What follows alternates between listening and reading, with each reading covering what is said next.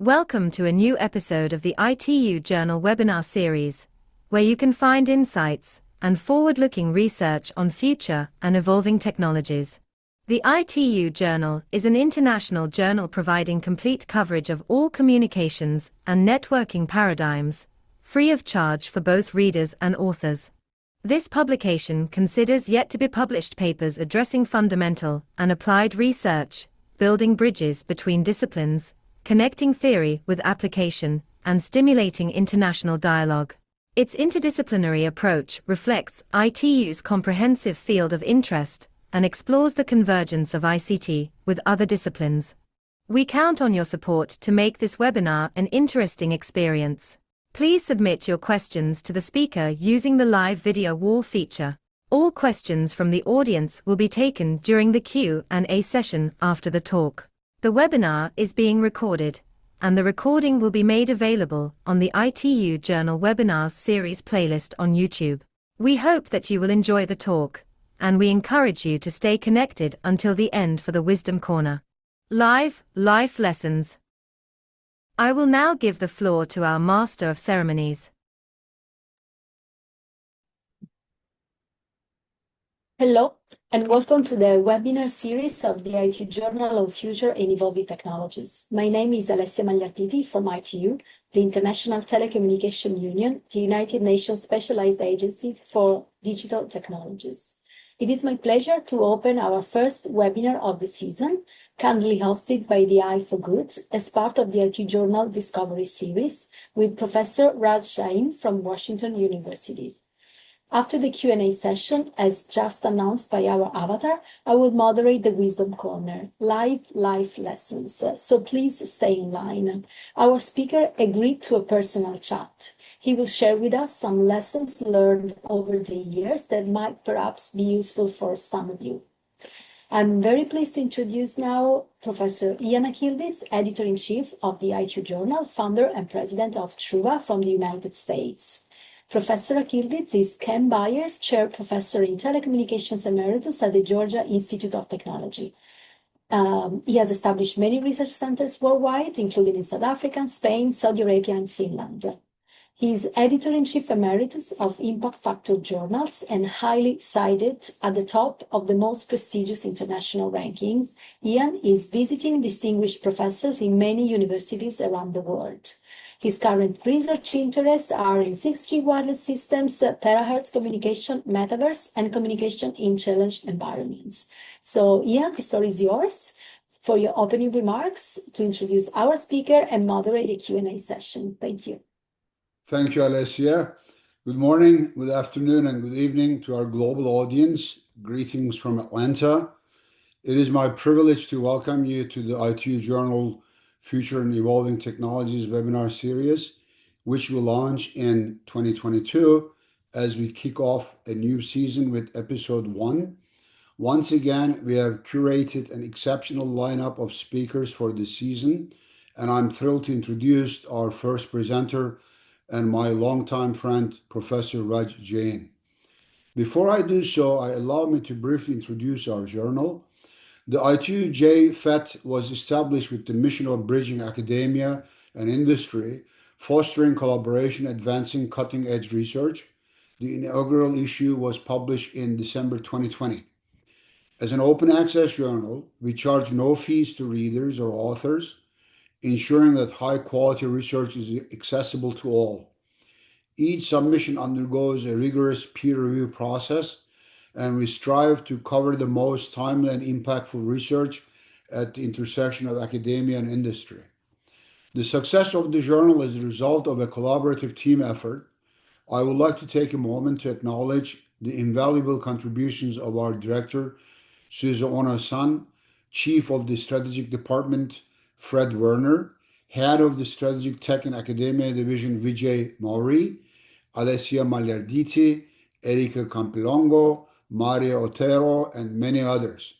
Their dedication, hard work, and unwavering support have been instrumental in shaping the journal into what it is today.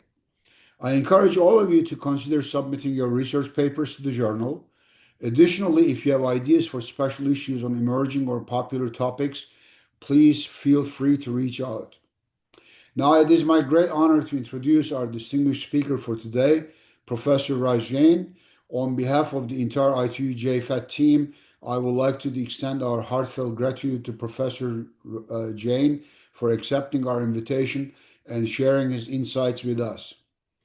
Raj is currently the Barbara J. and Jerome R. Cox. Jerome Cox was also a professor at Washington University. I think he passed away. I hope not, but anyhow, Raj is a professor of computer science and engineering at Washington University in St. Louis, a position he has held since 2005. Previously, he was co-founder and CTO of Nina Networks from 2000 to 2007. As I can recall, Raj can confirm that it was an optical networking company, and those are the super times for the startups. He was also professor of computer and information sciences at the Ohio State University from 1994 and 2002, and a senior consulting engineer at DEC, Digital Equipment Corporation, and Littleton, Massachusetts from 1978 to 1994. That was the time that we met in the 80s. And DEC was also very successful those years. And they had this product called VAX 11780, medium-sized computers. And the best time also they had this DECnet that even is taught in the textbooks. And Raj also taught several courses at MIT from 1983 until 1987. So when you went through his bio on our website, you could see there was nothing.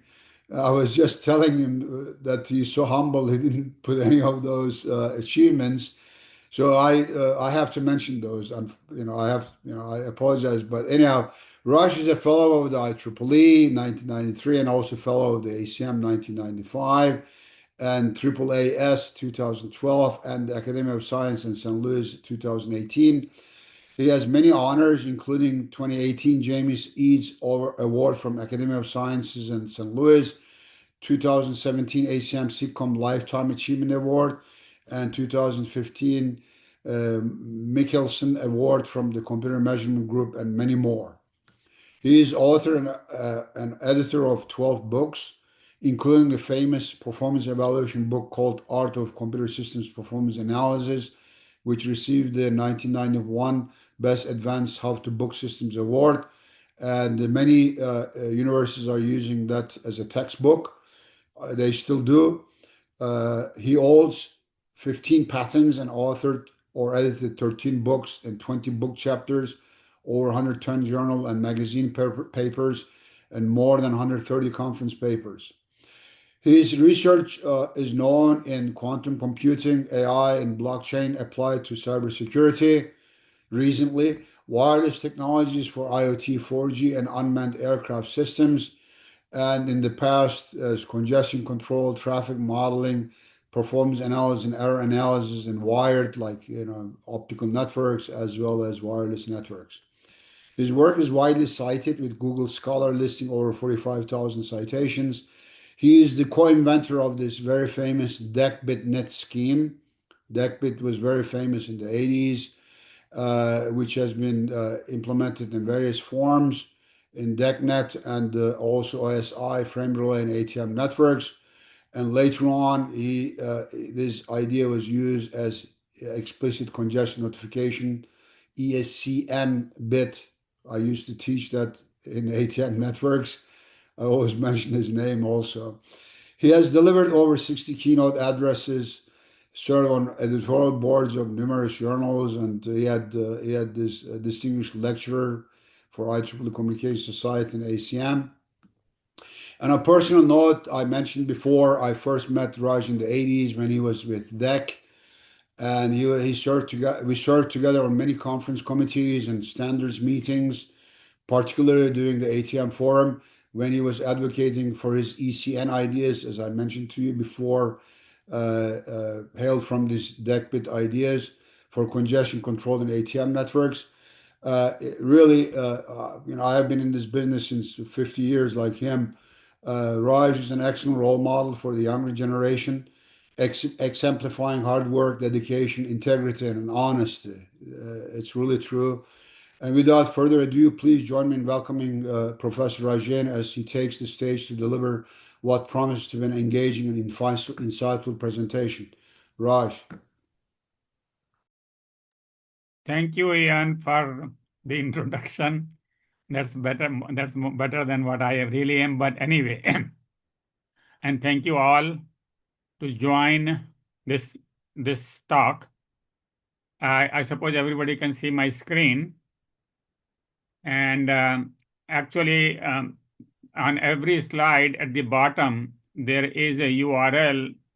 If you get there somehow, then you will be able to find all these slides there. And I We will. don't see the slides. We don't see the screen.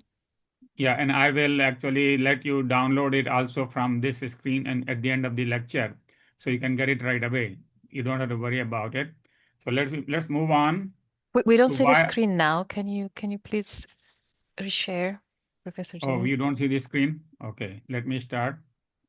Share screen share. Can you see it now? That's perfect. Okay, so welcome to this lecture on quantum networking, issues, challenges, and opportunities. This is actually a motivational lecture for computer science people. Motivational in the sense that not many computer science people are involved in quantum right now. And I hope some of those are here in this audience, because the lecture actually has four parts. Why quantum? And that is basically the motivational part, is that why you should be thinking about quantum right now. And second part is what is quantum. Now, many of you who are already involved in quantum will find maybe what is quantum little bit boring, but please bear with me, because that is required for some of the people which I generally meet. They have no idea what quantum is. And then how to do quantum networking, that is the most of the lecture. And then standards activities, and then what are the challenges in doing quantum research. And so why quantum? Basically, throughout our life, we will have to change our field. I did my PhD thesis in memory management. That was the hot topic back in whenever I did my PhD. And I never worked on memory management afterwards, because I joined DEC, where I joined networking group.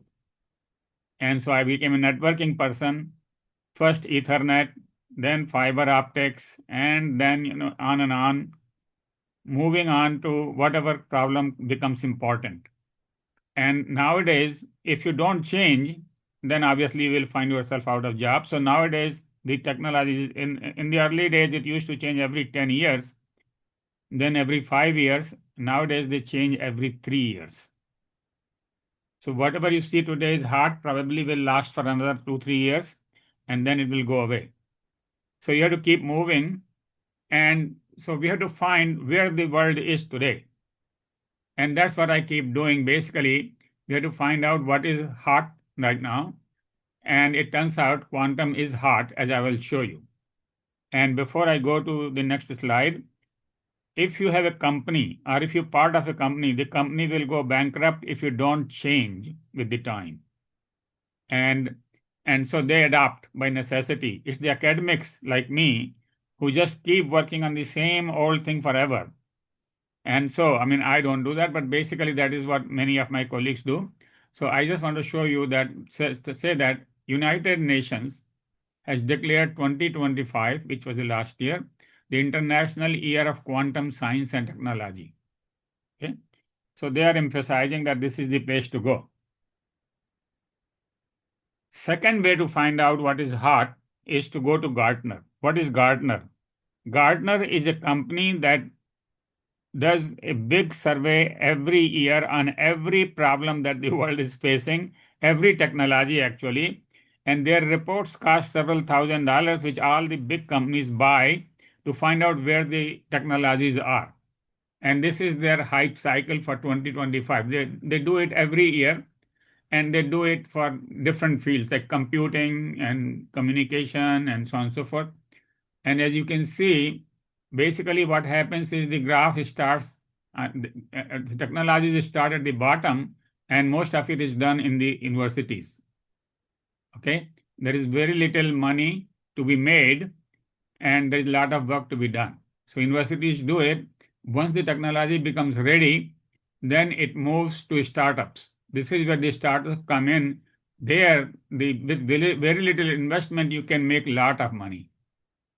And then it comes to the top where they are bought up by the big companies, and then the technology actually takes a downturn a little bit, and then either it can die or it can continue. If it continues, then it goes to Asian countries where it is mostly manufacturing.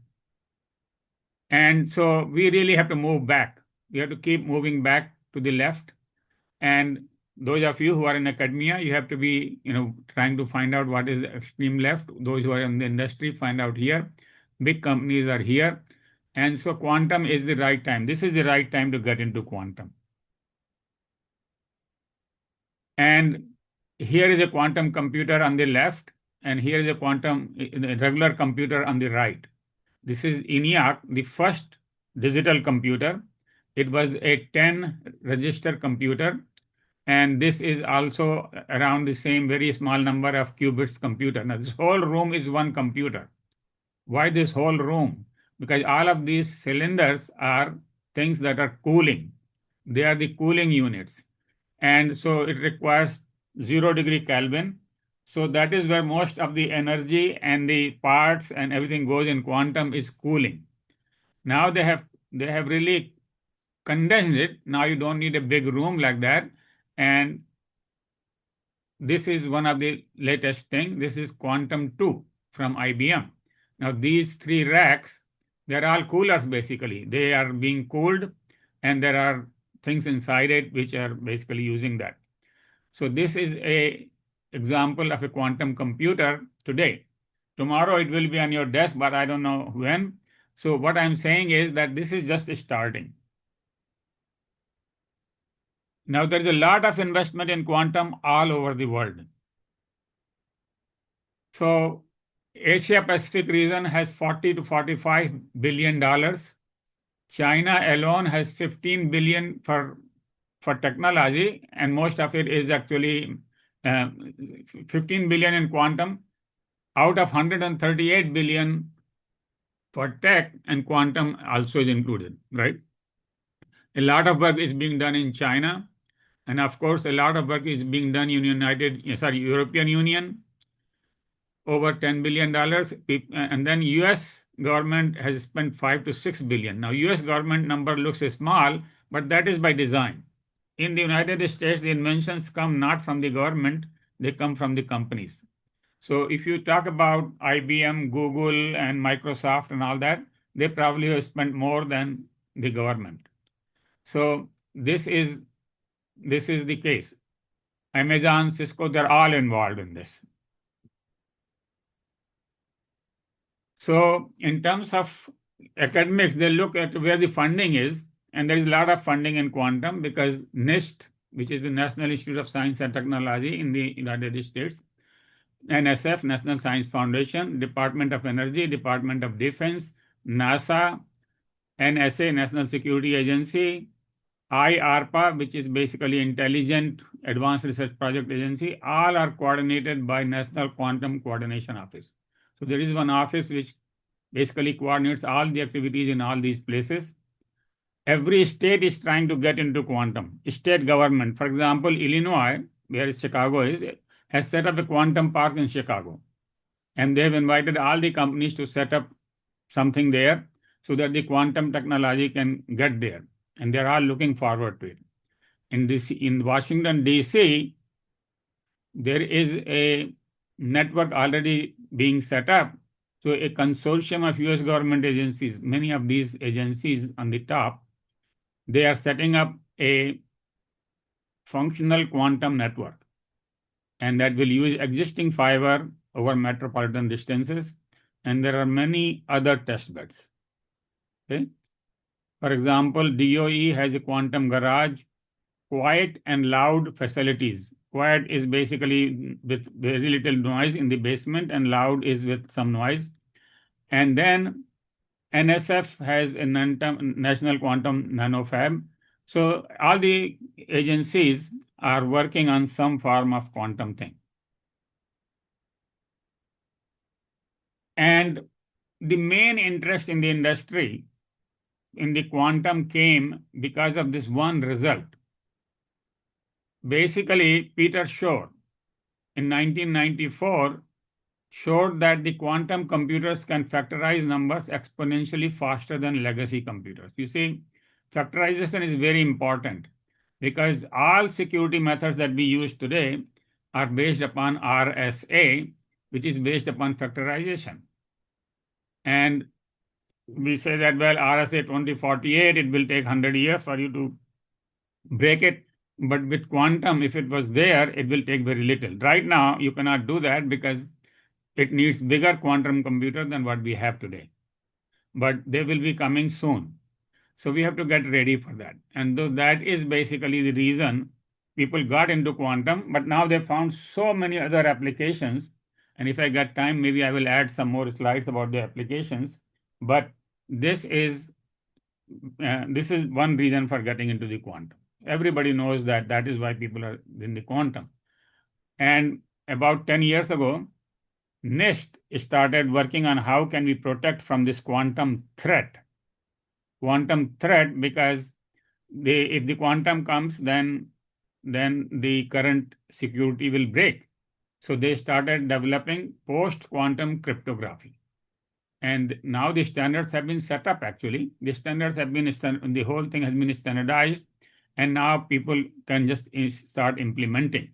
So if you are a carrier, if you are not using post-quantum, then I think you are going to be in trouble because the people who are hackers, they are just collecting the data. Even if it is encrypted, they are saying that let's collect it now, and when the quantum comes, we can decrypt it right away. So that is called harvest now, decrypt later attacks. Those are happening, but we don't know that because they haven't decrypted it yet. So it is better to just start encrypting so that it cannot be decrypted by quantum. Now, however, having said all this about post-quantum, this talk is not about post-quantum. Okay? I actually advertised for a position of postdoc in quantum several months ago. And then half of the applicants said they know quantum and all they knew was post-quantum. Post-quantum is not quantum. Post-quantum is traditional computing. How will you protect from quantum? Okay, it is mostly anti-quantum rather than pre.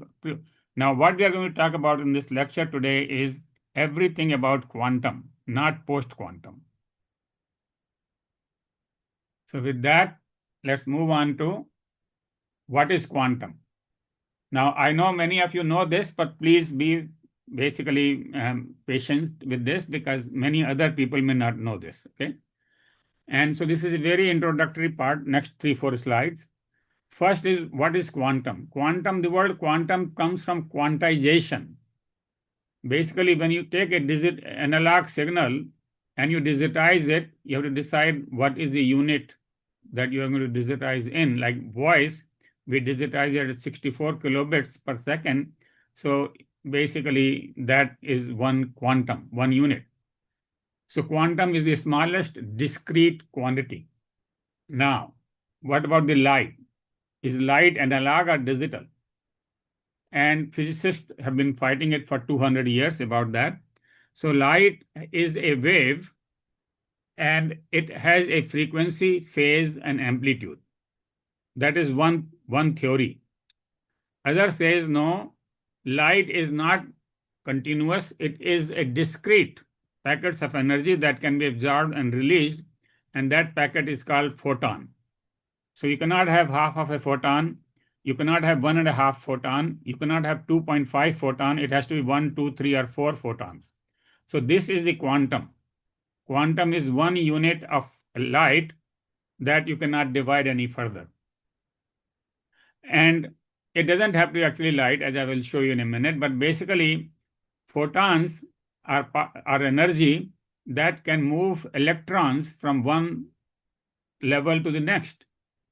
Okay? Or if the electron moves to a higher energy levels, it absorbs the energy.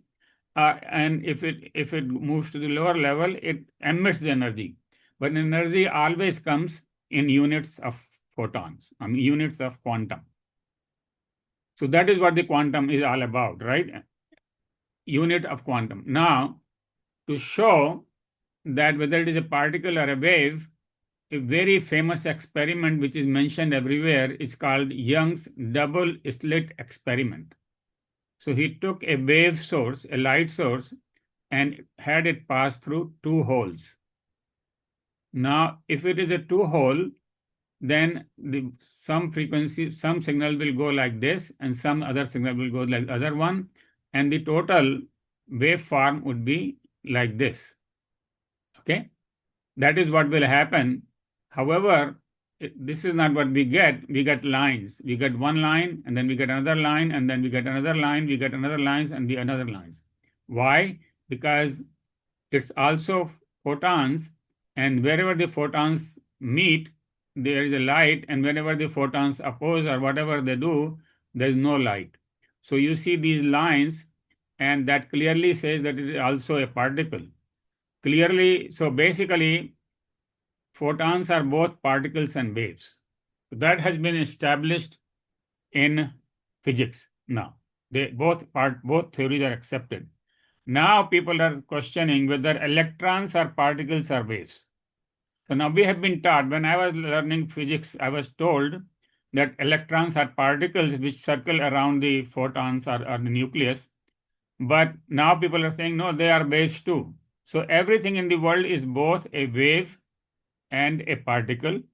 In fact, some physicists argue that you and me are also wave, but now that takes it too far probably, but that might be correct. Everything in the world is both wave and particle, but that is not this lecture is all about.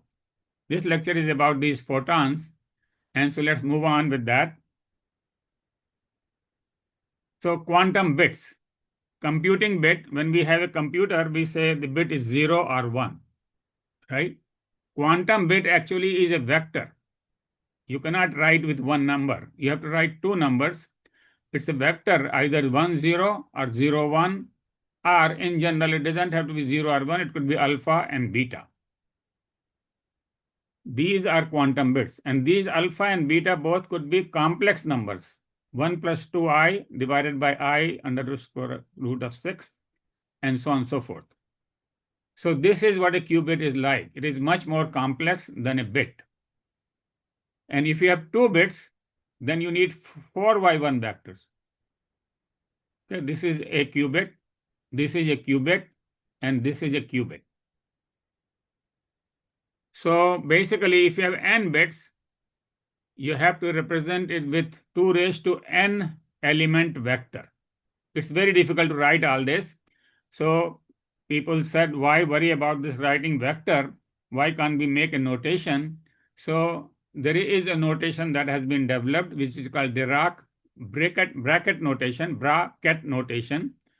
And bracket actually is the two parts of bra and ket.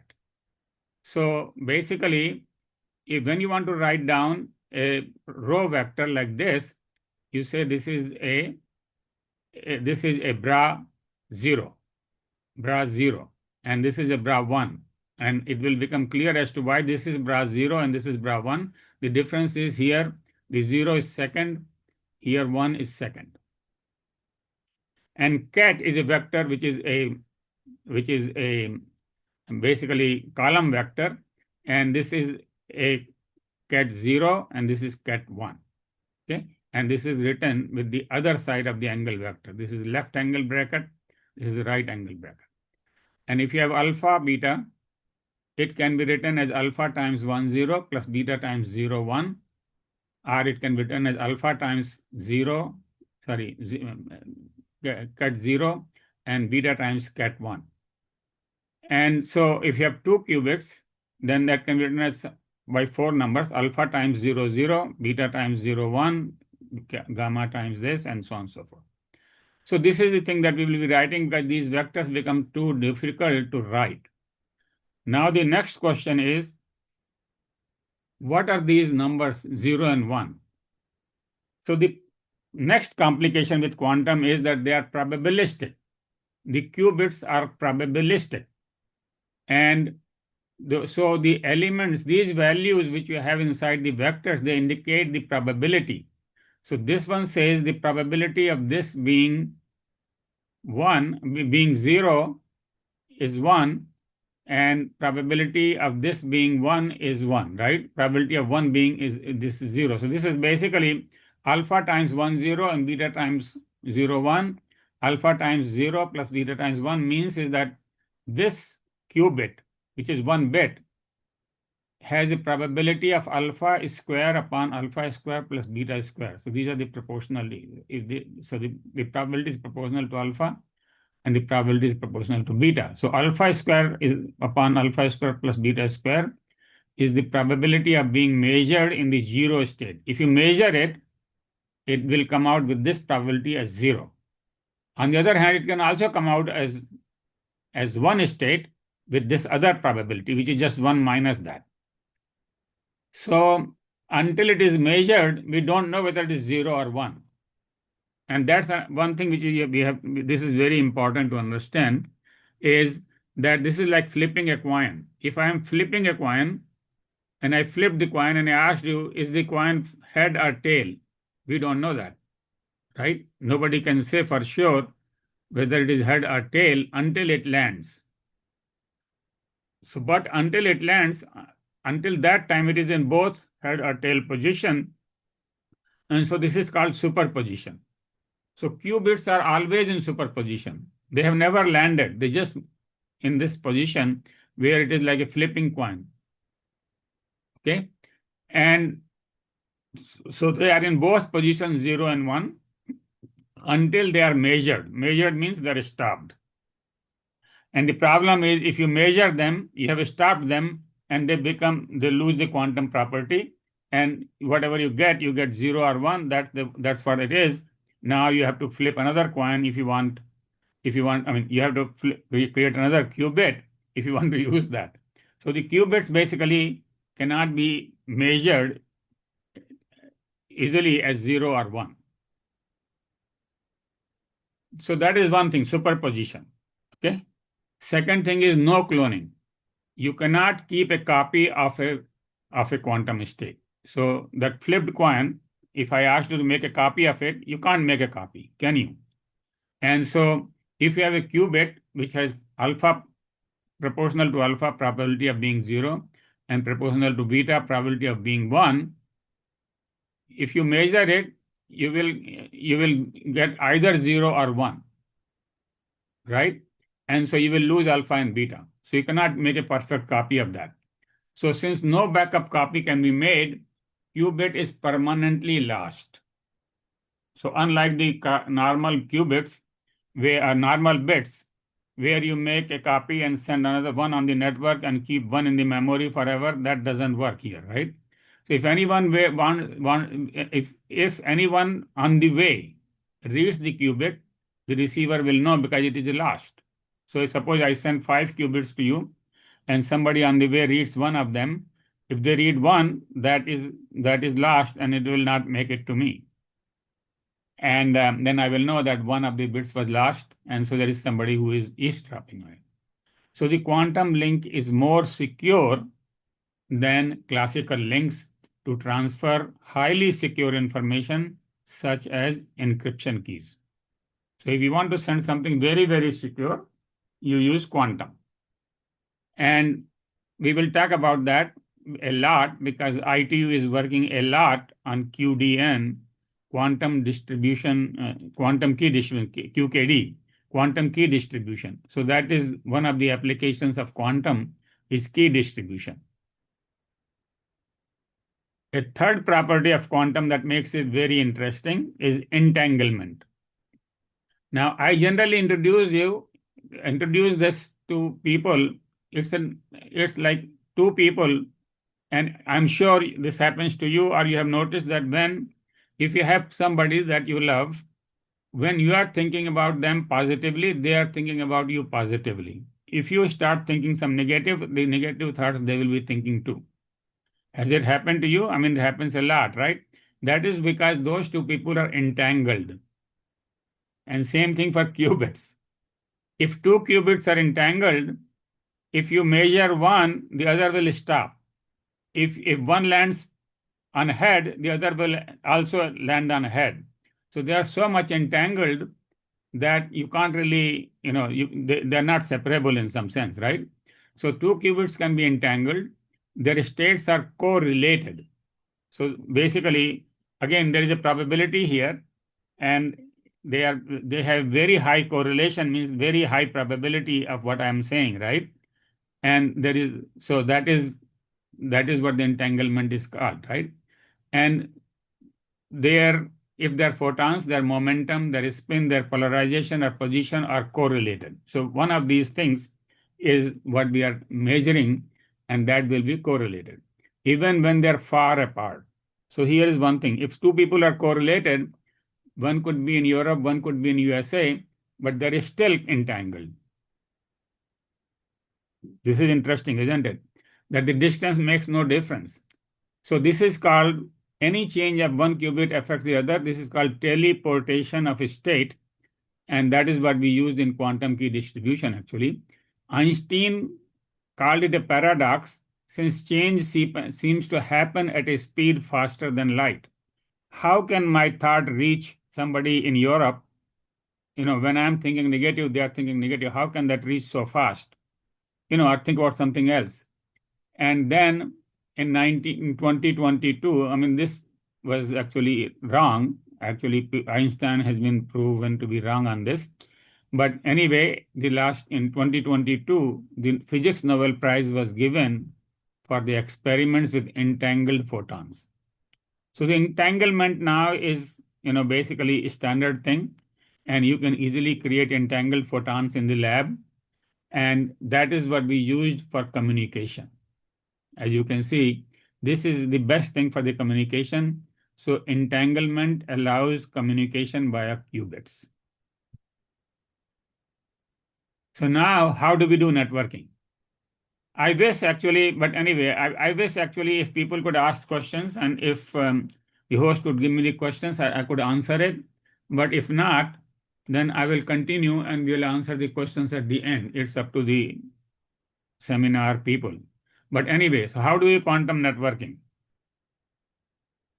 So when I started in quantum networking, I made a stack diagram. We are computer networking people. We always like 7 layers.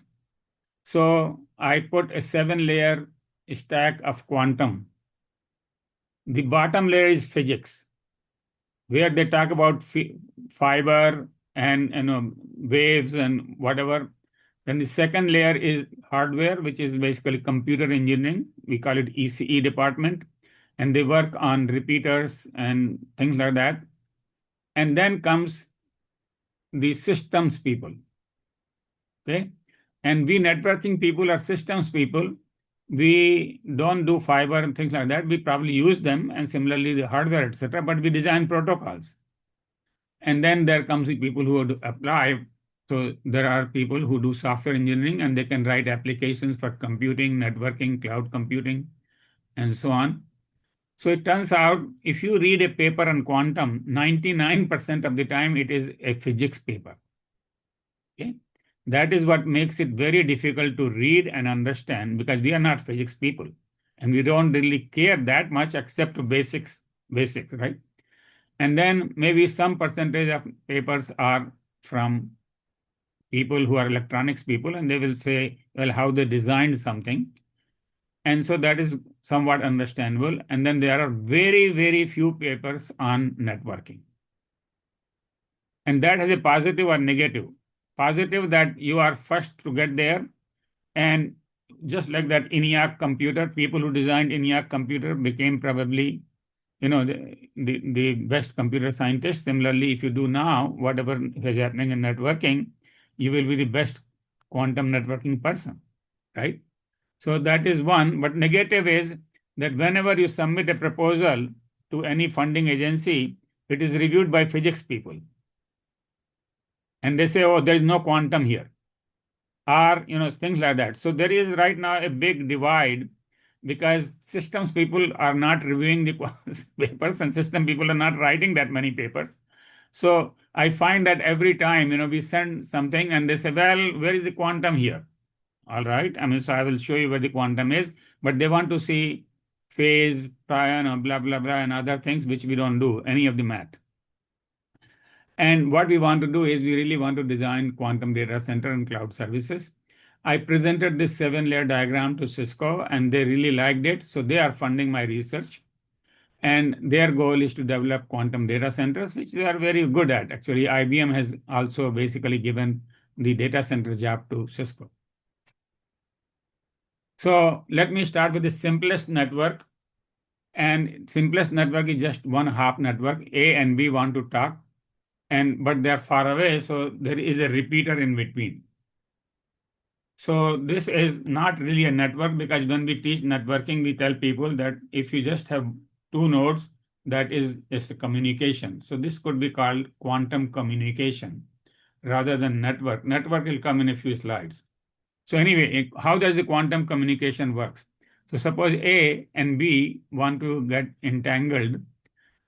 A will generate a qubit and generate an entangled qubit as well. So basically, it is very easy to do that. You can have any bit, and then you just pass through a circuit, and you will get an entangled qubit. You can have any qubit and pass through a circuit, you will get entangled qubit, and you can send through the fiber that entangled qubit to repeater. The other node will do the same. They have a qubit called Q4. They will develop a copy, actually entangled copy, and send it to repeater. The repeater will do some kind of observation of these, and then tell both A and B that this is what they should do. And once they do that, this is out of the circuit, and these two bits Q1 and Q4 are entangled. Basically, what this repeater does is it tells them how to really look at these qubits. And so basically it is what they call the basis. So they determine the basis in which to look at these qubits, and they are now entangled. So this is called entanglement swapping. Swapping because basically this is acting as a swap, basically. And so this is swapping the entanglement. And you can do these repeater things for multiple hops. It doesn't have to be one hop. You can put 5 repeaters on the way. Or they don't have to be repeaters. There could be computers who are repeating. So you could have many, many hops. And then so you got first level of networking, which is simply repeating, swapping. So then you need to do a little bit more. And so this picture, which is actually based upon a paper which I recommend, is from NIST, which talks about entanglement routing in quantum networks. It shows that basically if Alice and Bob want to talk, first way to do is just do what I just showed you, that they keep a repeater and they get entangled. Second way is this actually has a problem in the sense that every time you repeat or every time you go with the distance, the entanglement becomes basically less and less correlated. So we say that the fidelity has come down. So the entanglement loses the fidelity. So what can you do? Well, you can have 2 entangled links and then combine them to make a high fidelity entanglement. Okay. So this is purification. So there are several words that I have introduced here. First is memories. These memories hold the quantum bits. Second is the repeaters. Repeaters swap the entanglement. Then I have introduced the word purification, which means that you can increase the fidelity. Fidelity means correlation by having multiple channels. And then classical channel is always required. This is one thing which people don't realize, that quantum communication or networking cannot happen purely in the quantum domain. You need the normal classical channel, at least right now, to give all these signaling which the repeaters or other people want to give to each other. So the signaling goes to this classical channel, which is not quantum. All right. So the all networking right now is hybrid. Hybrid means both quantum and non-quantum. Particularly, if you want to send a lot of data, you will send the data through the non-quantum. The keys might go through the quantum. So what is the problem? Why is it so challenging? There are 6 reasons why it is so challenging. First is entanglement of a link is destroyed once the data is transmitted. So as soon as the receiver reads the data, the link bit is gone, right? So you have to create new bit and you go through all the process again. So qubit is lost at the sender due to measurement. Even though only the receiver read it, the sender's qubit is also gone. So decoherence, even if nobody reads it, the qubits decohere means they just start decreasing and disappear because temperature is not constant. The temperature could be, not 0, but might be some few little bit up, and so they really lose. So the entanglement can decohere. They stay for a few milliseconds to a few seconds, and so you have to do everything that you want to do within that time. All right. Fourth thing is that when you try to entangle and when you try to swap, that is also probabilistic. Everything in quantum world is probabilistic, so swap may not succeed. So there is a probability that the swap will not succeed. There is a probability that the entanglement will not happen. The probability that you will not get the qubit, and the probability that qubit will be 0 or 1. So this is just whole, mathematics. So correlation among entangled bit is not perfect, and that correlation is called fidelity. So if fidelity is 1, means it is perfectly correlated. If it is 0.9, it is good enough to do the work. But if it is 0.4, it is not good enough to do the work, right? So fidelity can be improved by combining many entangled bits, and that is called purification. And we have a paper. So actually, what I am doing is every time I give a reference, I have how to get it. Everything in this presentation you should be able to get without anything, just by clicking. So if you clicked, on any reference, you should be able to get to that on your browser. And that's why it is important to have the PDF version of this presentation in your hand.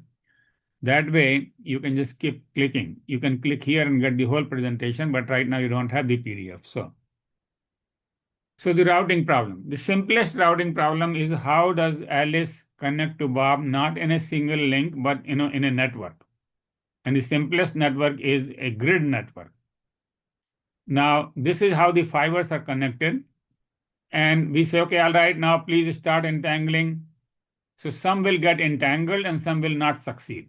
So let's say this got entangled to that, this got entangled, this got entangled. So all these lines which are left now in this on the right side, they're entangled, and things which are not entangled are now spaces. So this is the topology. Now in this topology, we have to find the shortest path from Alice to Bob. And of course, you do whatever you want to do, Dijkstra or whatever else, and you will say, okay, all right, this looks like the shortest path. And so this will be the repeater, and actually all of these will be repeaters on the way. But basically, the rest of them will be not used. And what will happen is, question is, what do you do with the rest of those entanglements? Do you throw them away or do you keep them? And so that is coming up in the next slide. But basically, this is how the routing is done, is that you entangle, and then you get the topology, which is good only for one coherence time, because as soon as the coherence time, that second is over, all of these will be gone anyway. So within that time, you have to find the topology, you have to find the shortest path, you have to send the bit or whatever, and then, done. Now the next network. So the dynamics is very high. When we were doing wired networking, the dynamics was very slow. But when we started doing wireless, the media changed so fast that we had to find a different kind of coding. We had to find different kind of retransmissions. We had to find different protocol sets for wireless. The whole TCP with wireless, there are hundreds of papers that are still published. The same thing for quantum. It is much more dynamic than wireless. It is basically every millisecond to a second, the network topology has changed because we don't know what the topology would be next second. You cannot do, beforehand, right? So we have to find that. So we did start with this kind of stuff some years ago. And then one thing which we noticed was that most of the previous work assumed that the time is slotted. So they will say, okay, we will try to entangle in the first slot, and if it doesn't, and then maybe find the route in the second or something like that. But if it doesn't succeed, then everything is lost, and then we start all over again. So there are several problems with that synchronous approach, in the sense that several entanglements are lost for nothing. Third thing is that if the coherence times increases, the entanglement could last for 5 slots, but we cannot use it because it is gone in the one slot, basically. We have to recreate something else in the next slot. So we started with asynchronous. So we proposed an asynchronous entanglement routing, and there is a paper on that, and as you can see, there's URL. And with that, basically, all the unused entanglements can be used until they decohere. Okay? So basically, we showed that really improves the performance significantly. And just to show you some graphs here. So these, just like everybody else shows, we are showing that we are better than the world, is that this is the entanglement rate, and the bottom graph is synchronous. The last graph is synchronous, this dotted line. Actually, this line maybe, okay? Synchronous. And then if you have the coherence time of 1, you are less one slot, right? Then you are less than synchronous. But if you have 2, you can become much better than synchronous. 3, much better, and infinity, very good. So as this coherence time increases, which it will with the improvement in the technology, we are moving in this direction, and therefore we have to leave synchronous and get into asynchronous.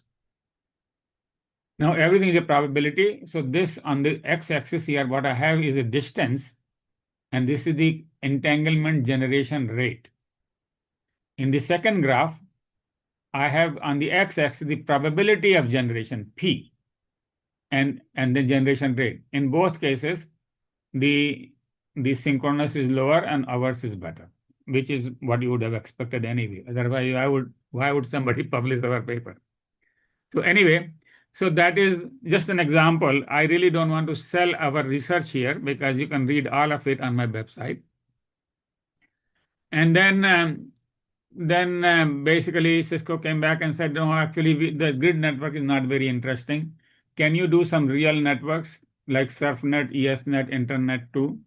So we analyzed those, and all those results are published now, and you can read all about it.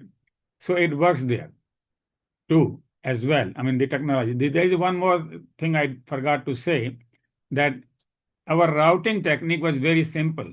Actually, we did not use Dijkstra or anything else because we felt that there's not enough time to do all that.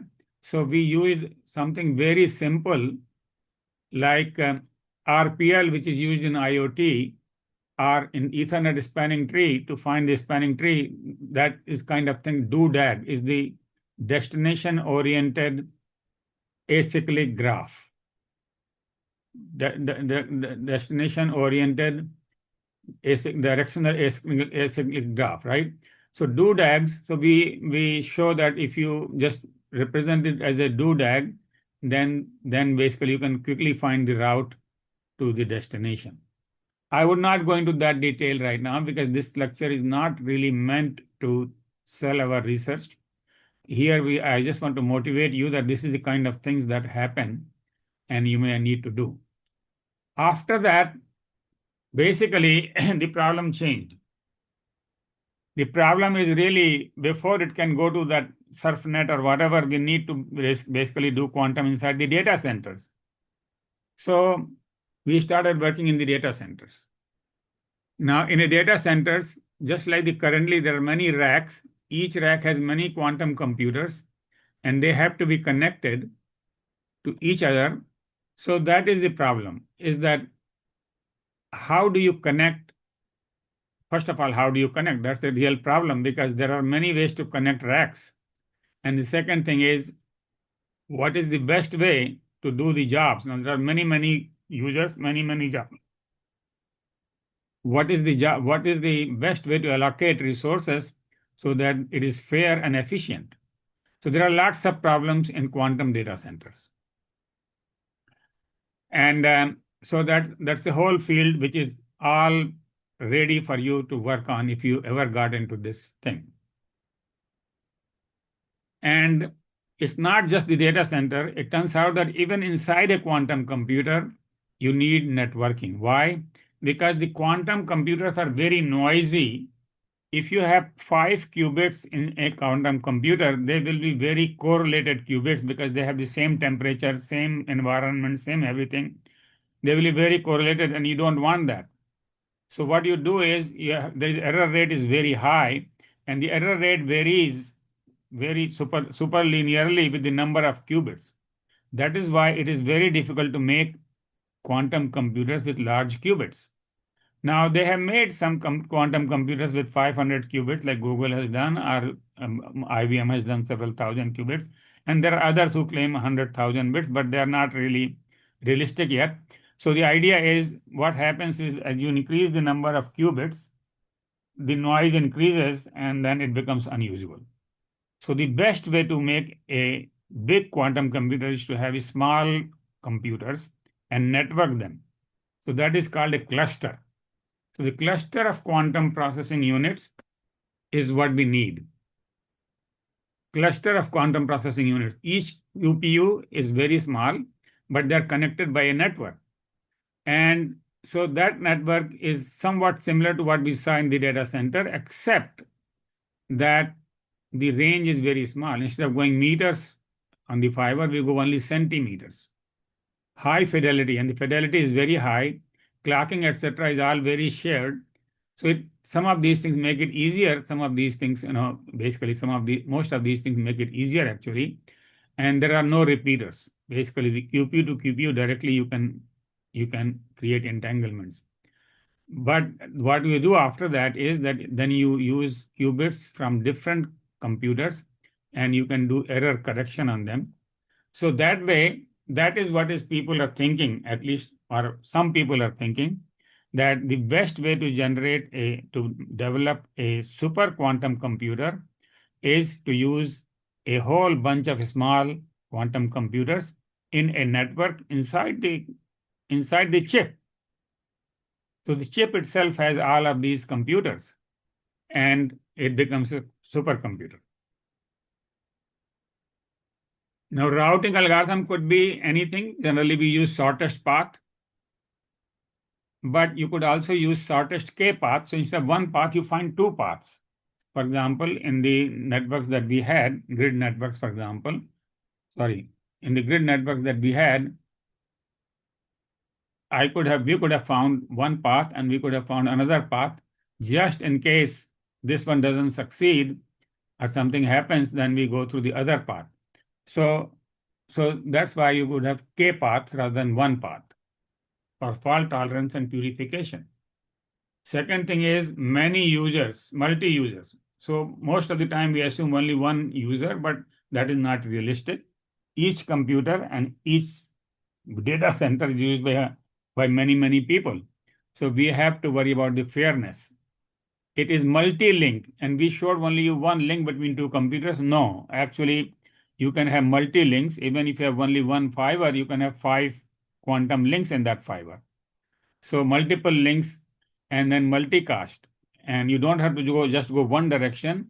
You can go multiple direction. I will show you more on that in the next slide. And then probabilistic nature of the entanglements makes several variations mentioned in the literature as static, proactive, unrealistic. So I have read lots of papers on quantum routing, and they say, well, we can do static routing. How do you do static routing? There is nothing static in the quantum world. Everything changes every millisecond. So static is just a dream. Similarly, proactive. We will have the circuit or everything beforehand. How do you do that? You just keep all possible combinations in a memory with hundreds of computers in the data center. It's very unrealistic. So really, it has to be done on the spot. And of course, there are several ways to optimize that. Now, I wanted to talk about multicast. So how is multicast possible? So I told you about a repeater that can talk to 2 computers, right? But it is possible to design a repeater which can talk to 3 computers at the same time. And it is possible to have 3 bits, 1, 2, and 3, which are entangled. It's not just 2 bits entangled. You can have 3 bits entangled, and you can have 4 bits entangled. Now, this is not done so far very much, but GHZ, those 3 scientists have introduced this, and this allows quantum multicasting. So with that, your network will become like this, and everything that is sent from here will reach both B and C. So if you want to share the key with many people in the group, you can do that in quantum. So other people have used machine learning. Machine learning basically is being used everywhere. And if you write a proposal today, if you don't have machine learning, then people feel that you're not up to date. So just put some machine learning there. I've seen lots of proposals which I have reviewed myself or others. They have reinforcement learning, deep reinforcement learning, and graph neural networks, GNNs. These are the 3 popular techniques to somehow find the routes. And maybe they will work, maybe they will not work. But this is something to try right now, and it is something that will get you some money. The other problem that we ran into is in the data centers, because the number of links, as I said, each link could be multi-link, and then each job could be, there could be multiple jobs in the data center. So let's say there is a job which wants to go from A to B, and there's another job which wants to go from C to D. Now, both of them need this link. Now, if there are 2 links, of course, both are happy. I can give one to green, one to this one. And if there is only one link which is materializes, whom should I give it? Right? So that creates a resource allocation problem. This is another name for congestion control problem. But if I say congestion control, people say, hey, wait a minute. In quantum networks, where is congestion? Well, this is congestion. When 2 people try to get the same thing and only one can get, the other is lost. Basically, that is what the congestion is all about. But so I don't use the word congestion control. I say resource management. Basically, this is the resource management issue, is that you have limited resources and there are more users. So how do you allocate these resources? There is a whole set of papers on that. We also have one paper we wrote on effective scheduling on quantum data centers. So that's so much on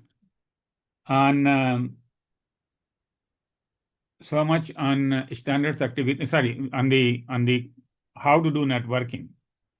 Now I'm coming to standards activity. Just wanted to keep track of time. How much time I have, Alessia? Anyone? Yeah, sorry. I'd say 5 more minutes go or ahead, 3 minutes. please. Yeah. Huh? Alessia. Yes, please go. We need to finish minutes? In 25 minutes. So we'll have about 10-15 minutes of question and answer. So you still have maybe 5 minutes. Okay, all right. Yeah. So I will go through this Thank quickly you. because it doesn't really make much difference. Standards you. activities, basically all the standards activities that is happening right now is on QKD. What is QKD? It's the quantum key distribution. So the quantum is being used for exchanging the keys. And the data doesn't go through the quantum, data goes through the regular channel. And so the quantum key exchange is current. There are tons of companies that make equipment for this, and there are tons of companies that use it. And ITU has been standardizing this QKD. So if you look at the ITU standards, there are all these standards on QKD, everything is on QKD. And these are the links. Actually, these are not just the numbers. If you click on those numbers, these are the links, and they will just get you to where you can download them if you haven't not done already.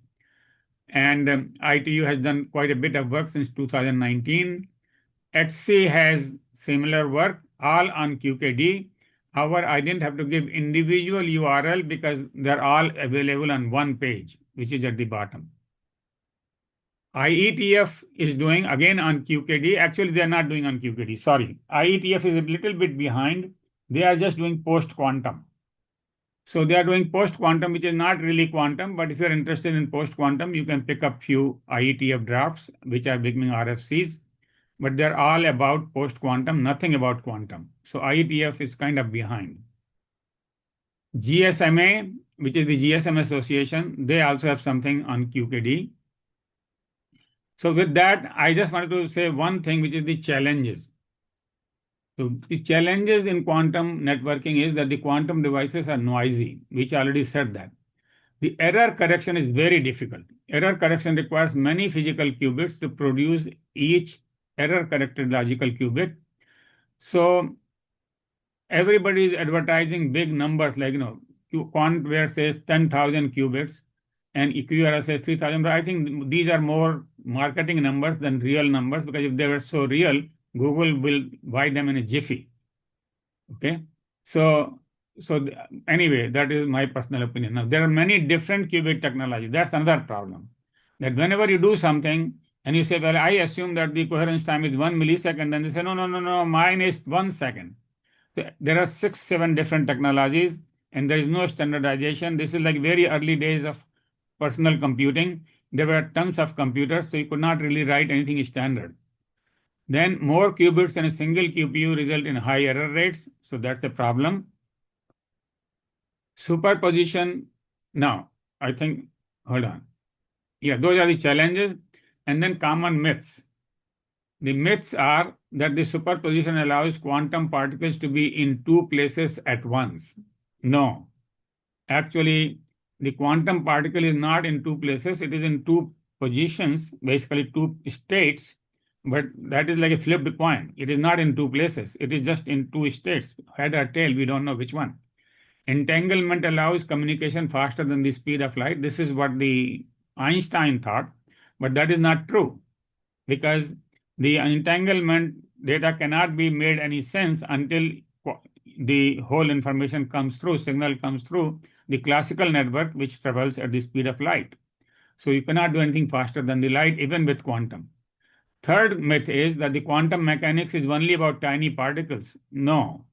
Quantum, there is a lot of quantum applications that we have already been using, like MRI, which many of us have gone through, is basically MRI is quantum. Okay, so there are other applications of quantum. And fourth myth is that the quantum is secure. Well, quantum is not secure. Okay, that is one thing. We wrote a paper recently, last year, that showed that the quantum can be attacked. Okay, so the quantum is not secure. The quantum is considered secure because it can remove this insecurity of the current networks. Okay, but that doesn't mean that that itself is secure. It's like, bandit can also be robbed, right? So that is the security here. That brings me to the end of my talk. And the 4 key summaries is, and this was the main reason for the talk, is that it is best to research, learn, or work in a field at the slight left of its hype cycle. And so this is a prime time for computer scientists to get into quantum networking. Quantum computing is here. IBM, Microsoft, Google, all have invested in quantum computing. Numerous companies are producing quantum-related products and using quantum techniques. So it is here. It's no longer a dream only. While much work has been done on the physics of quantum, system-level issues are still ready for research. So more people from the networking community come into this field, better it will be. Quantum networking, resource management, error correction, whatever you work on, including security, they're all open fields. Standardization efforts have been focusing on QKD, but I'm sure as these networks become more mature, the ITU probably will be working on networking rather than just QKD. That's the end of the talk, really. Then I have my publications again, and I have a list of papers that I recommend. Okay. With that, I move on to the last slide, which has a QR code. So if you're sitting in front of a monitor, just scan this with your phone, this QR code, and you will get this slide on your phone right away. Okay. If you cannot scan it, just take a picture of this and scan that picture later, or you can just write down this on paper, or you can just write down rajjain.com on your computer. It will take you to my web page where you look for the talks and look for the ITU talk. You will get that. So with that, I am done. Thanks a lot, Raj. Very nice introductory talk, and also it's some nice ideas from your research group.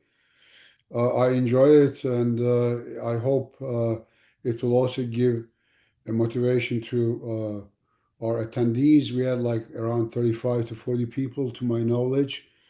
And there is one question that I would like to read to you, and then I have some questions, and then Alessia will take over and ask you some life lesson questions. So Carlos Martinez asked the question. You said that two people can be entangled as an analogy to explain superposition and entanglement. Do you think in the future society could create anti-decoherence quantum computing as a path towards a more humane generative AI? I hope the question is clear. Yeah. A path toward more human-generated AI. Generative AI. Generative AI. So okay, so what you are saying is because we can use our human entanglement for communication, maybe we can have human generated. So that whole thing about that example of human entanglement, that was just for fun.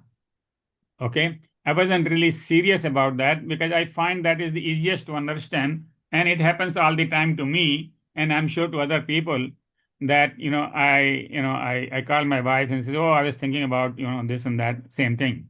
So we are both worrying about the same problem, same issues, or similar thing.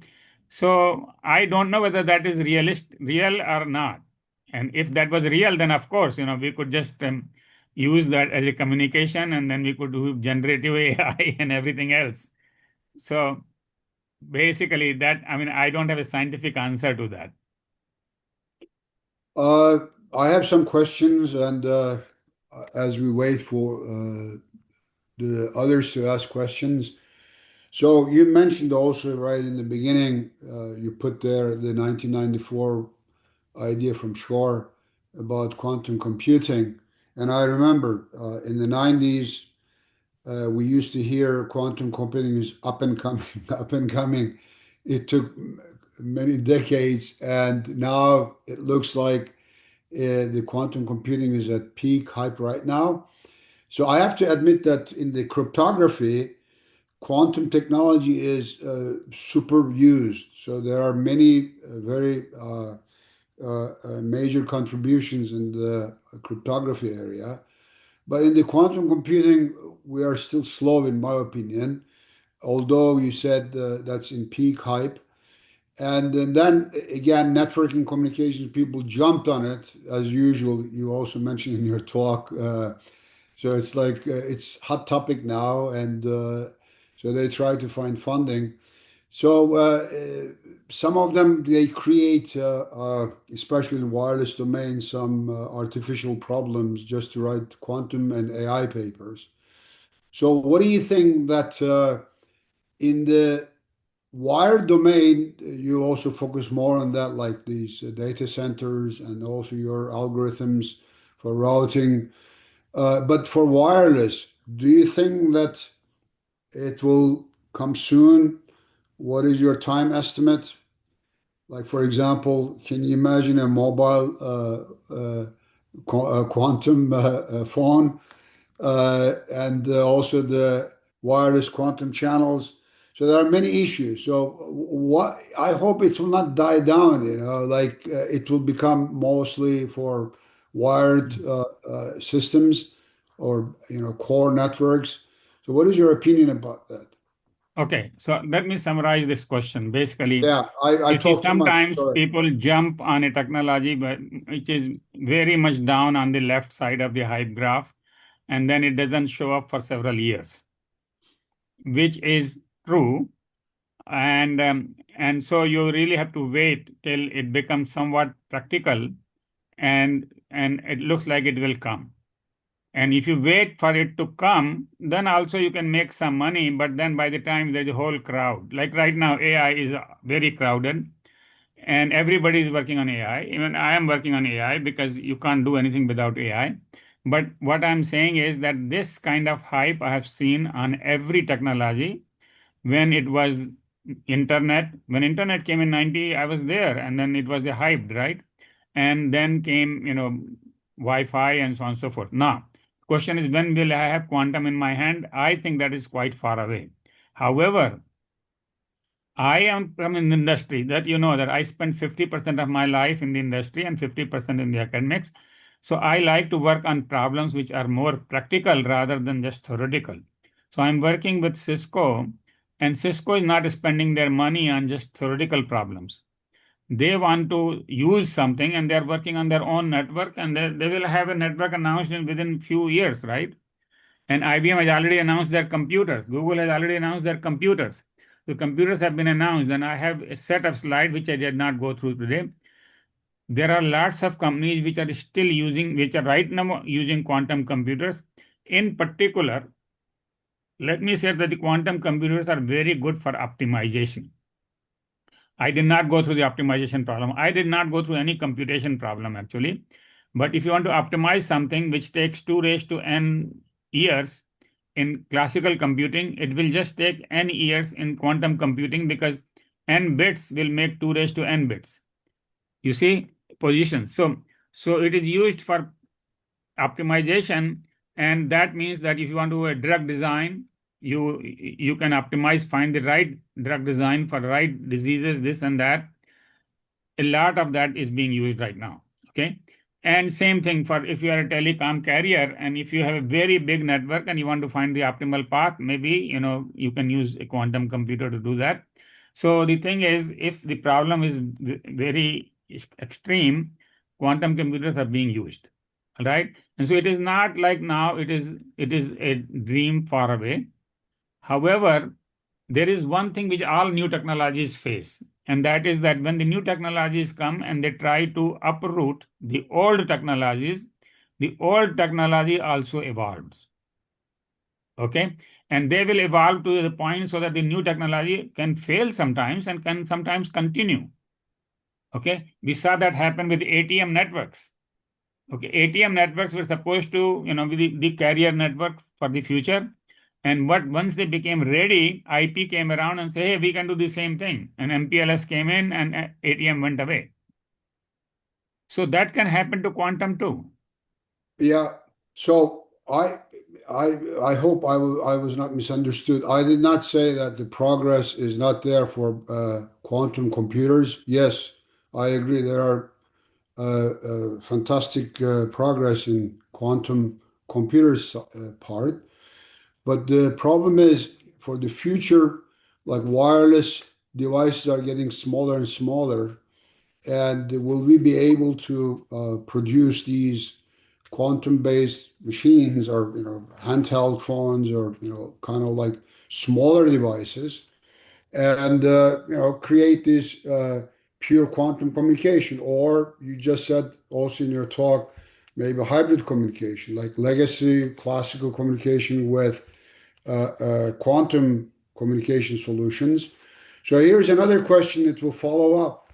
So like the focus is mostly the last 35 years is about building one giant computer or computers, like as data centers, as you mentioned, which is one path. Another path could be, can we produce or manufacture smaller computers and connect them through a network, right? Which is better? The first has, in my opinion, tough engineering problems. That's why they are still struggling, right, since 3 decades. And the second one, which will put the smaller quantum computers together, create a network, may have so-called physics problems, right? And what do you think about which path is better? So, Yeah. what is your opinion? Yeah. So this is one thing, is that basically quantum computers are right now very expensive. Okay? Right now, multi-million dollars for that little Yes. box I showed you on the picture. And so nobody can afford it. I can't afford it. And I can't see that how quickly it will come until it becomes like 100 or 200 or sub $1,000. Nobody will buy in a handheld quantum computer. Now, most of the computing technology actually started big. I did my PhD work using DEC 10, which was a whole room computer, just like that ENIAC. It was a whole room computer, right? And in my master's, I used IBM 360, which was a whole hall computer, a big computer in a whole hall, right? And then it became 11780, like you mentioned, VAXes. And then, it became a PC, and now, laptops, and then it became a phone. That I think is probably the normal way I would see will happen with quantum too. First, let's get some big money things to be solved, and then we can start miniaturizing it, and hopefully by then the technology will be so mature that everything can be done inside a phone. So I think it will not start from the phone and go to data center. It will go from data center to the phone. Yeah, so actually Chen Hu mentioned that he says to my comment about phone with quantum communication, what point it makes sense to have phone like this. As far as I'm aware of, quantum communication relies on photons, which means light. We wouldn't be able to communicate if anyone just blocked the light source or covered the light receiver. So my answer to him, because it's more to me, is you should not only see from the phone technology perspective, right? You can also have laptops, and as you may know, that light communication is being used now. There are many research going on, or even in the underwater as well as in terrestrial cases.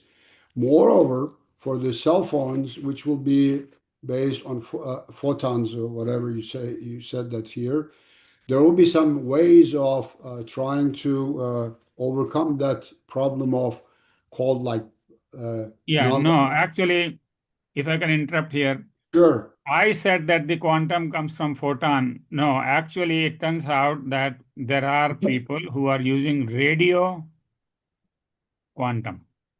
So they are using radio waves for quantum.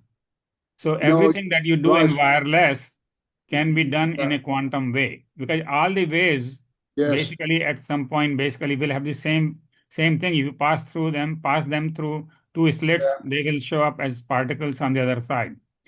So those experiments, they are easily understood by light, but they apply to all the radio waves.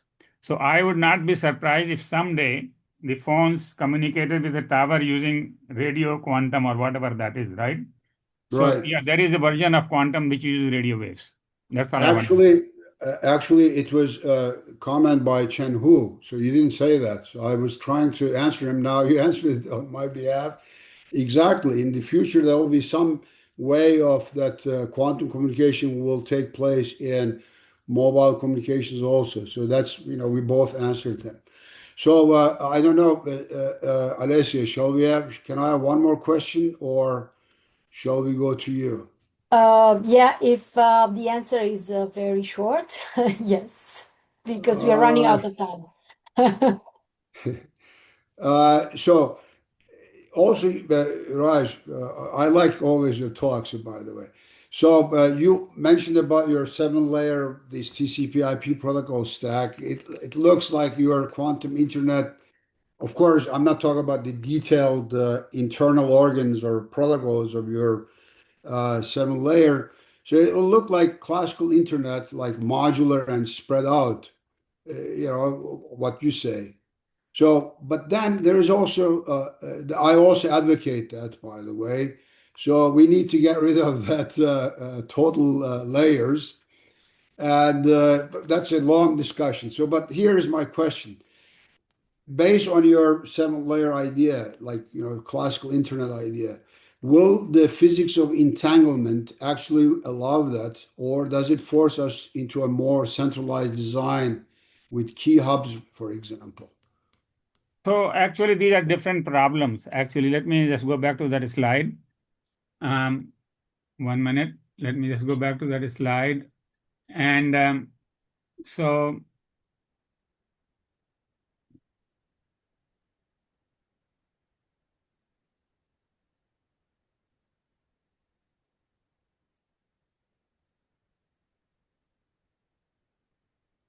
you say entanglement is not everywhere. Entanglement is right here in this one layer. Now QKD is an application. Data center is an application. This encryption is an application. Quantum native cryptography, quantum AI, blockchain. These are all different things. Yes, of So, course. Yeah. and same thing for quantum security and quantum management. These are all different things. And so all I wanted to say was that physics people originally thought that they don't need to worry about the system issues because once they have the bit and they can just do ECC and just go through TCP/IP and go through. TCP/IP will not work on quantum. So that's what I'm saying is that basically we need to find quantum way of doing networking and then work also on security and management. But these are not just based upon entanglement, but we have to make sure that whatever security attacks are there on the entanglement or on the entangled channel or whatever are analyzed. Does it answer your question? Yeah, so this is a long discussion, by the way, Yeah, layered long versus discussion. non-layered, but it's a good approach what you have here, like following the classical way of doing communication, and then we can see what will happen, right? But the point is the following. You mentioned also, I like that, and Alessia, I'm sure you're now waiting for us, but we also need to teach younger people. As you said, you're not writing papers just for writing. Unfortunately, this became a common practice now. People don't care about the practical side. So I hope that the new generation of younger people will really start to progress this field, this area, and write papers that will help advance the technology, right? So that they say, I have 50 transactions papers, I'm fine, I'm very happy. We did that, by the way, too, but now it's really time to have, progress the technology, help them, right? Again, thanks a lot, Raj, and I let Alessia take over and then ask you some personal questions. Thanks a lot, Raj, really. Thank you. Bye. Yeah, thank you. Thank you Thank you. so much, Ian, for moderating the session. Thank you very much for your excellent presentation. Very interesting topics. We would love to stay longer online and further discuss. Let's move to the wisdom corner now. Which is, well, a unique and special angle to this series of webinars. We would like to add a personal touch. So I will start with my first question. What key advice would you give to young professionals aspiring to build a career in academia and research? In your experience, what essential skills and qualities contribute most to success in these fields? Okay, so first of all, you cannot say that I want to do research in this and that because that is what you think today. Tomorrow you will be working on very different things. So really you have to have the skills rather than the technology. You cannot be an expert in AI, let us say, or even quantum for that matter, because quantum will stay, AI will stay for some years and then will be gone. So one thing I just wanted to, I get lots of emails from people who, I just did my master's in IoT and I want to do my life in IoT. Okay. Well, IoT is too short. Basically, it will be gone in next year. So the thing is, same thing for AI. Basically, people what they do is they follow like we call it, herd. And if wherever the herd is going, they just follow the herd. That actually will not make you anything special. That is usually part of the herd. If you really want to lead the herd, you have to think about leading things, which means that you have to think about things before they happen. And so this is where actually I have never left, never stayed in one field for more than 10 years or 5 years or 3 years, because it just gets boring to me in person, but also some people enjoy that because then now you're the world expert on congestion control, for example. I could have stayed in congestion control. I was world expert in congestion control back in 80s and 90s, right? But now I am not, because there are other things to be solved. So basically, I think this was the first slide. Very important question is to do not basically follow the herd. Do not follow the herd. Basically, you have to see what is required, what the world will need tomorrow, and start in that direction today. Okay. And that's why I always like to see every year this cycle thing. And I've been following that for last 20, 30 years and see what is on the left side. Now, this is not true. By the way, this is not the God sent in the sense that the gardener knows everything. No. This is what they have found by talking to a lot of experts and saying that, well, I think, supercomputing is coming. New homomorphic computing is coming. So this is a summary of a lot of experts. And this is the best that is available today. So we look at that and then we say, okay, all right, it may not happen because some things happen here and then they suddenly disappear next year because nobody cares. So yeah, so basically my advice always to all the students is that look for things not because they're just so popular right now. Maybe it will get you the job right now. See, that's one thing, is that if you don't do anything which is right now, then you won't get the job. So I say, okay, all right, do AI, but at the same time in the background do something that is coming next. When that comes up, then you do something next, and then while you're still getting a job on that new thing. You see what I mean? So yeah, absolutely. Yeah, that's very clear. So yeah. that's what it is. Thank you. And what first inspired your passion for your field, and how did you turn that interest into a meaningful career? Yeah, so basically, some of these are situation driven. Let me say one thing. When I wanted to get a PhD, I went to Harvard actually, and I asked the professor what he's interested in. Whatever he was interested in, I worked that one, right? I didn't have a choice. And then I got a job in digital, and there I joined the networking group. Whatever they're working on, I had to join the networking group. And so, but that is in the beginning. Now I'm in a position where I don't have to join any group. I can just start a group, you see, slowly. So when I was in the beginning, I was the lowest person in that networking group. And slowly I learned from my manager, my super manager, and they were all very expert and very good. And so slowly I became higher and higher thinking. And once I became academics, one thing about the academics is that, and good thing is that they don't have to follow the manager. They can do whatever they want to do, okay, as long as they can get funding. If you get funding, you get a lot of funding, you get a lot of students, you can work a lot of things on those, right? So a academic is one company by himself or herself. So that is one thing, is that in the beginning, if you're just starting out, then it's very little in your control. You have to go to the jobs that are available and slowly learn. But as you grow, try to be in the leading position so that you become a leader sooner than later. And then once you are the leader, then you have to lead the company to success. Thank you. My last question to you is, among your career achievements, there are many, is there one particular contribution, whether professional or personal, that has had a profound impact on you or also on others, and what makes this accomplishment particularly important, meaningful to you?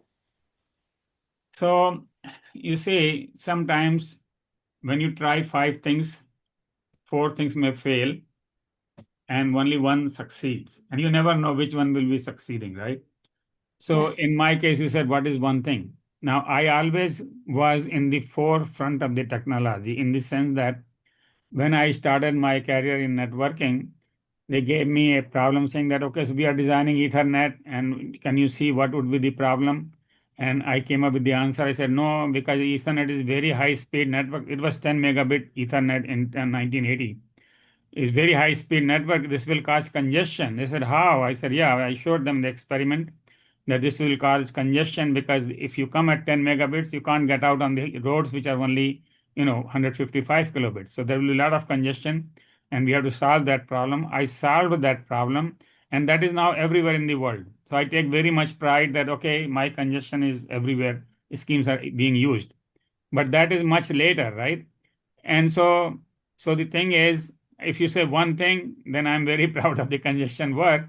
Although, I mean, I still keep trying, doing new things in every field. I believe it or not, after coming to WashU, I was working on wireless and optical. I had the optical company, and then I came here. At that time, I think I was invited by WiMAX forum, so I became 4G guy. I worked on WiMAX. They said we will become 4G. Now this is another story where WiMAX was a way ahead of its time, 4G, but when it became 4G, when it was ready for the field trial, then Qualcomm came back and threw Intel in the back and said, hey, you cannot start this thing. This is my area. And they started something else. Okay. So the LTE actually. So WiMAX went away. So this happens is that you might be doing new things, but then it comes up with a different name. Different names. So LTE came in, which is actually almost WiMAX, but WiMAX went away. Intel lost several $1 billion in that gamble, and Qualcomm was still a lead, which was a lead in 3G, still a lead in 4G, 5G. So this happens in life all the time, that the technology may not succeed, or what you are working on may not succeed, but so be it. Not everything you will succeed successfully. Thank you so much. Thanks, for being back with us for the closing. Okay, thanks a lot again, Raj. It was very successful. We reached 45 people. Plus, this webinar will be put on YouTube, and we invite people to spread the word, and you can access the whole webinar again. And Raj, very nice, really. We enjoyed it. I mean, I enjoyed it, and also I assume that everybody else enjoyed it. Good to see you again, and wish you all the best. And we will have another speaker, another outstanding speaker soon, right, Alessia? Yeah, on the 14th of April, Professor Ana Garcia Armada. Yeah. Yeah, from Madrid, another friend Madrid. of mine. And I'll be in Iceland, so I'll be joining you from Iceland. So thanks a lot again. Have a Well, nice thank day. you very much again. Thank you. Bye-bye. Bye-bye. Thanks. Thank you. Thank you.